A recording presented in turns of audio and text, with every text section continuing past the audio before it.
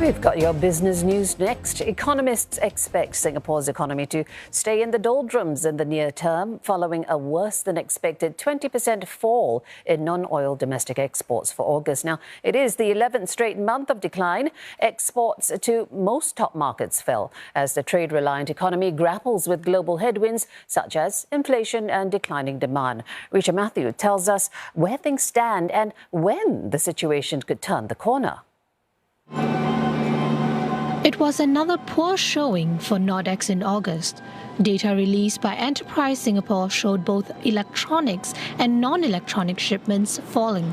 In fact, shipments to 9 out of top 10 markets dropped, except for Indonesia. Shipments to the US fell the steepest, contracting by some 32%, reversing the increase in July. It's mainly due to fewer shipments of non-electronic items. The return to such a sharp decline for the US was especially worrying. If we look at the trend, so exports to the US on a 3-month moving average basis, that has actually been cooling from this year's peak. After all, the US is facing a high rates environment, and that could already, and we are seeing some slowdown in Singapore exports to the US. However, another expert has a contrarian view. We are seeing high-frequency data really from the US still pointing towards a recovery, in the really from the data year to date. This is really very much seen from the employment numbers, as well, as the private consumption numbers as well in the US. They still remain, supportive of growth in the US. So we don't pay too much heed, so to speak, on the just 1 month slowdown in the US economy. Indeed, economists say other key markets for Singapore, like China, could be turning the corner.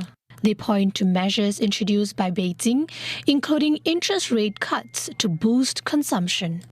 This basically means that the Singapore's numbers, growth numbers, as well as the other high-frequency numbers from trade manufacturing, does give a sense that the second half, especially into the fourth quarter, will be a better half.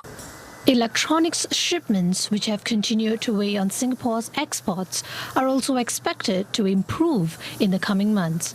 Experts point to new export orders, the release of new phone models, and optimism over artificial intelligence. We are seeing base effects that would be more favorable going towards the fourth quarter of 2023. But let's not forget that, geopolitical tensions are still present, and that could affect supply chains. So the decline would basically be narrowing, and the drop would basically become smaller. But given current headwinds, they expect Singapore's central bank to stand pat on monetary policy next month. The economy, though, is expected to avoid recession this year.